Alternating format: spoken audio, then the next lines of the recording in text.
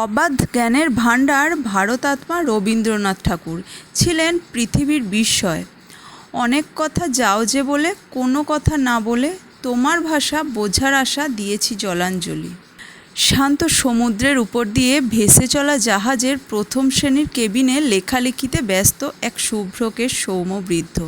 কিছুদিন আগে নোবেল পুরস্কার জয় করে তিনি বিলেতের সাহিত্য জগতে আলোড়ন ফেলে দিয়েছেন।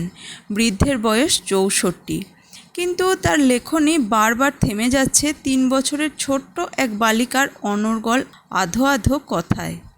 বালিকার কাছে এই জগৎবিখ্যাত মানুষটির কোনো দামই নেই। সে শুনতে চায় বাঘের গল্প। বৃদ্ধ হাঁপ ছেড়ে বাঁচলেন। কলম টলম ছেড়ে শুরু করলেন গল্প। এক যে ছিল বাঘ, তার সর্ব অঙ্গে দাগ।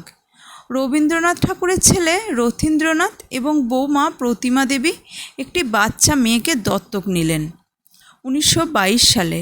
তার নাম ছিল নন্দিনী। রবীন্দ্রনাথ ঠাকুর তার এই নাতনিকে ভীষণ ভালোবাসতেন, প্রায় চোখে হারাতেন। আদর করে তার নাম রাখা হয়েছিল পুপে।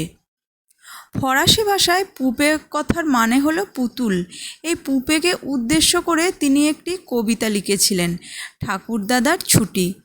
তোমার ছুটি নীল আকাশে, তোমার ছুটি মাঠে, তোমার ছুটি থইহারা ওই দিঘির ঘাটে ঘাটে। 1921 সালে দামোদর চতুর্ভুজ নামে এক রবীন্দ্র অনুরাগী ব্যবসায়ী তার রুগ্ন স্ত্রীকে নিয়ে শান্তিনিকেতনে বাস করতে এলেন।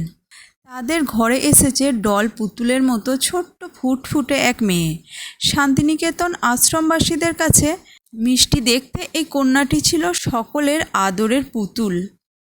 চতুর্ভুজের স্ত্রী যক্ষা রোগে আক্রান্ত। সে কি করে করবে ছোট্ট মেয়েটির লালন পালন? প্রতিমা দেবী আবদার করলেন মেয়েটিকে তাদের হাতে তুলে দিতে। তিনি তাকে নিজের মেয়ের মতো মানুষ করবেন। চতুর্ভুজ দম্পতির সম্মতি পেয়েই প্রতিমা দেবী কন্যাটিকে কোলে করে সবার আগে ছুটলেন রবীন্দ্রনাথের কাছে। কন্যাটি গ্রহণ করার অনুমতি চাইলেন। গুরুদেবও অনুমতি দিলেন। আদর করে তিনি নাম রাখলেন নন্দিনী। ডাকনাম হলো পুপে বা পুশু।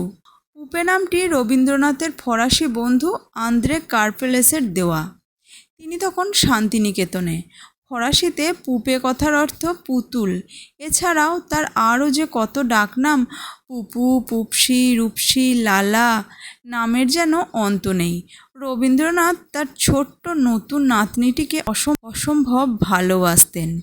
তাকে নিয়ে রচনা করেছেন কত গান, কবিতা, গল্প আর ছড়া।